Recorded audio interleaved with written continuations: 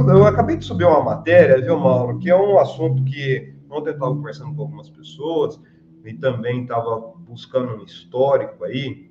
O Silas Malafaia, ontem à noite, já era quase virando para hoje aí, publicou um vídeo que é uma coisa horrenda. Eu acabei de subir a matéria, está lá na revista fórum.com.br, onde ele ri da investigação da Polícia Federal e das informações de que ele vai ser investigado. E mais do que isso, ele desafia, ele fala assim, ó, pode vir, vocês vão se ferrar. Desse jeito, vocês vão se ferrar. E outra, fala assim, ó, eu posso pagar outras manifestações, não é só essa não, eu tenho recurso para isso. Esnobando o dinheiro, a fortuna que ele fez em cima dos fiéis. Agora, tem um... Quem fez isso, acho que foi o Roberto Jefferson, não foi, não? Exato. Né? Bom, quer que eu mostre um trechinho aqui? Eu peguei lá na tua matéria, pode mostrar? Pode. Vamos ver aqui. Tá logo no comecinho, depois esse desafio é mais pro final. Só do Brasil, acabo aqui de sair do culto da minha igreja aqui em São Paulo, dia 26, segunda-feira, quando eu abro o celular e tô vendo a Polícia Federal vai intimar, a Receita Federal, quanto é que foi gasto na manifestação do dia 25? Gente, começou a perseguição a mim? Mais do que nunca, o que eu falei lá é a verdade. O Estado Democrático de Direito está em perigo. Nunca vi Receita, Ministério Público, nunca vi Polícia Federal questionar quanto a esquerda gastou em movimentos alugando ônibus, pão com morte. Não preciso tirar dinheiro de igreja para pagar nada. Um pouquinho mais para trás aí, irmão. De vocês? Que vergonha, gente. Falar a verdade nesse país virou ataque. Isso é uma vergonha. Olha, pode vir. Pode vir Polícia Federal, Receita Federal. Receita Federal sabe da minha renda. Vocês já sabem. Tem meu imposto de renda. Vocês sabem a renda que eu tenho. Pode vir. Eu não preciso tirar dinheiro de igreja para pagar nada. Vocês vão se ferrar nessa e vão ficar desmoralizados. Pode vir. O cara está desafiando o Estado brasileiro. Olha. Não, agora é o seguinte, de onde veio o dinheiro dele? O dinheiro é dele? De onde é que veio o dinheiro dele? Exato. Mauro, tem uma questão interessante. Ontem eu estava conversando, falando com essas pessoas, até antecipando, foi antes desse vídeo aí, né?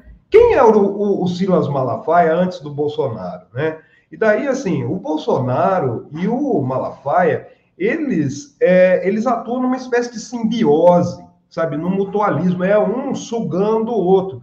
E tem algo interessante, eu soltei uma matéria hoje também, da pesquisa que foi feita pelo Pablo Hortelato, professor Pablo Hortelato, junto aos golpistas, né? Lá que participaram, os extremistas que foram no ato da Paulista, e a gente vê que foi construído um universo paralelo. O Silas Malafaia, é importante a gente dizer que ele, assim, antes do Bolsonaro, ele ficou muito conhecido pelo aquele comentário do Boechat, né? Que o Boechat falou para ele, vai caçar uma rola, né? Falou para o Malafaia. Mas ele articula... O Silas Malafaia, ele é filho do Gilberto Malafaia, que é um pastor, fundador da igreja na Penha, e ele é sogro de um outro pastor. Ele é oportunista desde sempre, né? Ele juntou as igrejas criadas pelo pai dele com as igrejas do sogro para formar a igreja dele, né?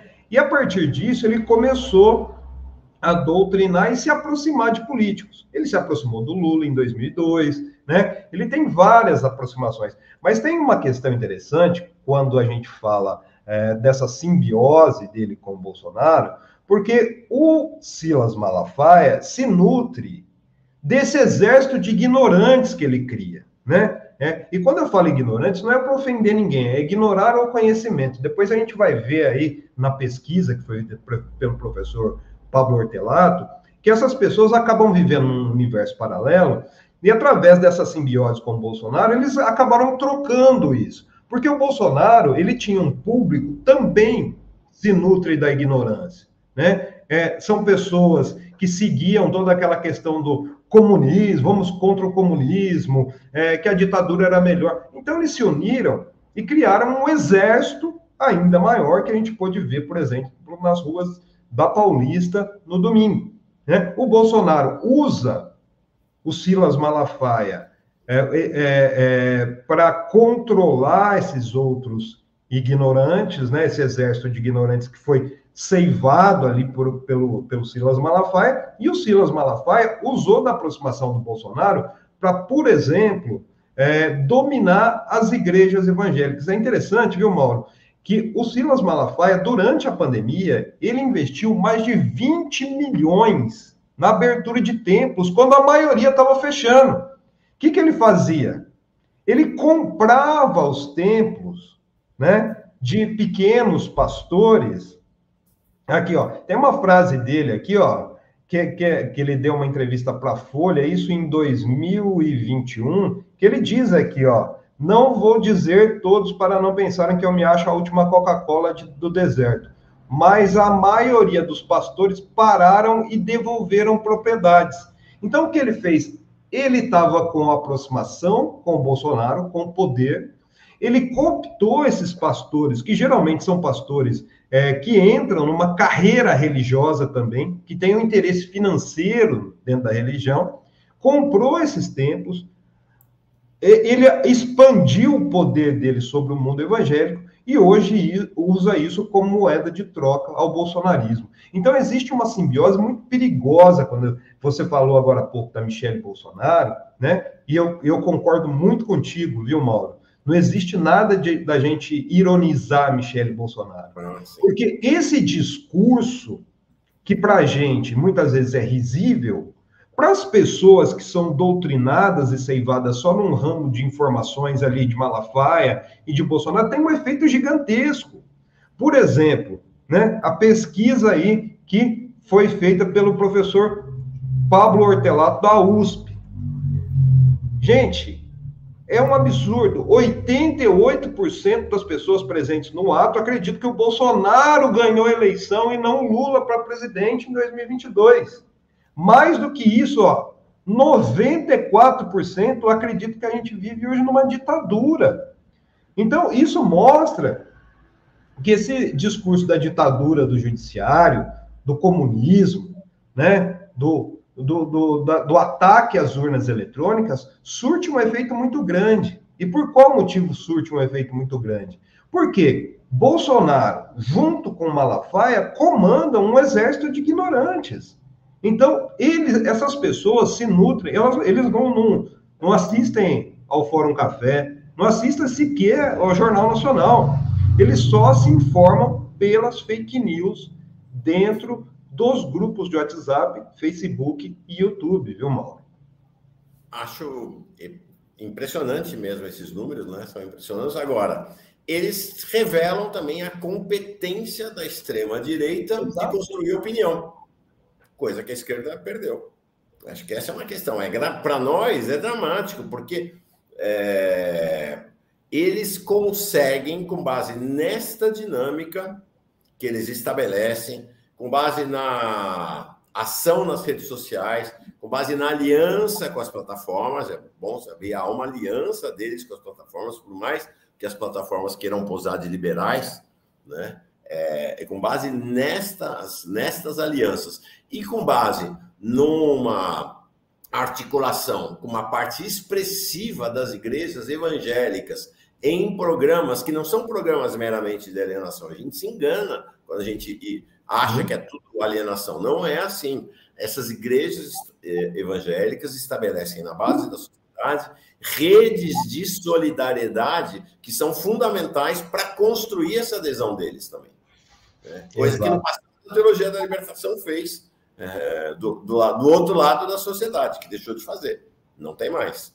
Então, é muito forte, é muito expressivo, é muito forte. Eles têm um grau de comando sobre uma parcela expressiva do país, entre 30% e 40%, que é muito impressionante, muito impressionante.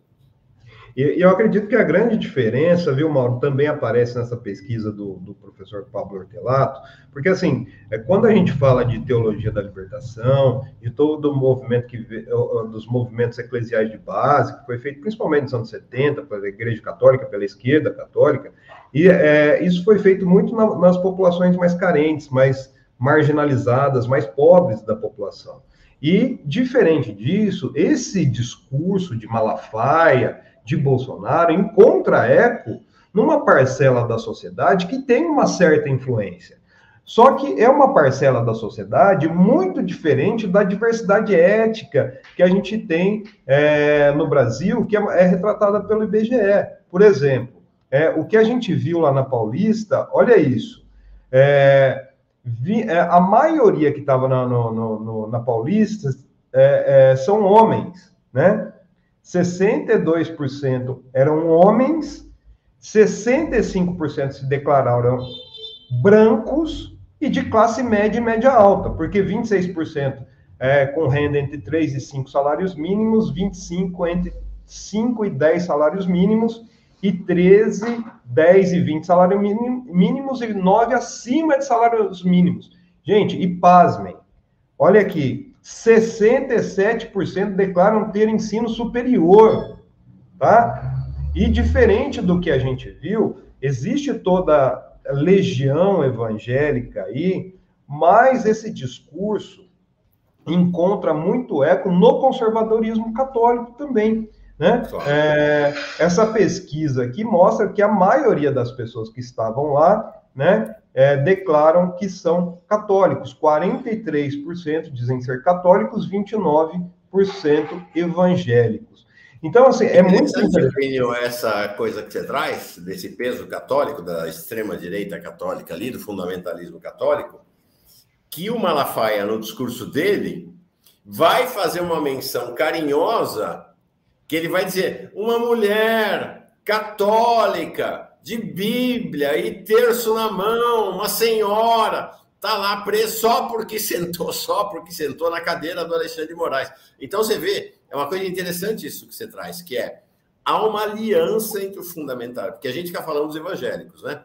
É uma moda da esquerda ficar descendo o cacete nos evangélicos, mas é o seguinte, o fundamentalismo evangélico e o fundamentalismo católico são aliados e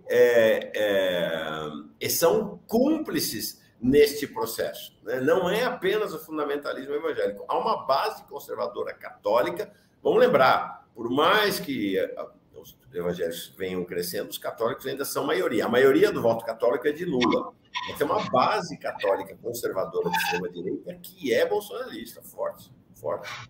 Exato. E daí que o Josué Lopes falando aqui, viu, Mauro? Eu não vi na Paulista a juventude, somente adultos. Realmente, viu, Josué? A pesquisa mostra a maioria eram pessoas acima dos 35 anos, segundo a pesquisa, né? Mas é importante a gente ressaltar também que, por exemplo, por qual motivo o Nicolas Ferreira e o Gustavo Gayer discursaram? Gente, é cirúrgico isso. Porque o Nicolas Ferreira fala com um público que o Bolsonaro e o Malafaia não falam, que é o público jovem, né, que tem essa tendência conservadora. E daí o Caco Bock colocou uma coisa aqui que eu acho que é interessante também, Mauro. A extrema-direita não tem pudor de explorar a ignorância do povo. Ontem eu falei aqui sobre o charlatanismo, e realmente, acho que foi o Fernandão que me alertou que isso já caiu como código penal, e eu fui conversar com os advogados também sobre isso.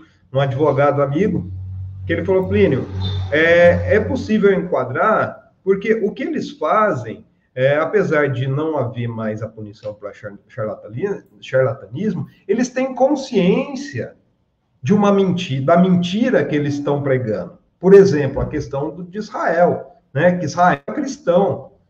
Quantos bolsonaristas, quantos extremistas, quantos malafaias falam que Israel é um Estado judeu e que só 3% da população em Israel são de católicos, inclusive que são cuspidos, né? Existe os sionistas cospem nos católicos lá. Então existe uma confusão proposital que é feito nesse discurso que faz essa simbiose mais uma vez entre o bolsonarismo, que é a extrema-direita fascista, e o Malafaia, que comanda uma legião de ignorantes, mas não é só no evangelismo, né? Tem muitas pessoas, viu, Mauro, que inclusive são católicas, eu venho de um meio católico, que antes abominavam o Malafaia e que hoje tiram foto com ele, que hoje compartilham o conteúdo do Malafaia nas redes. Então, acho que existe um perigo muito grande quando a gente fala disso, porque existe interesse dos dois lados. O Bolsonaro, nessa legião de ignorantes que foi nutrida pelo Malafaia e que foi aglutinada a partir do tempo, né, principalmente no governo Bolsonaro, e o Malafaia tem interesse também, porque com o Bolsonaro foi quando ele mais expandiu o domínio dele sobre os evangélicos. Então, acho que a gente precisa ficar atento da onde vem e principalmente para onde vai Silas Malafaia e Jair Bolsonaro, viu?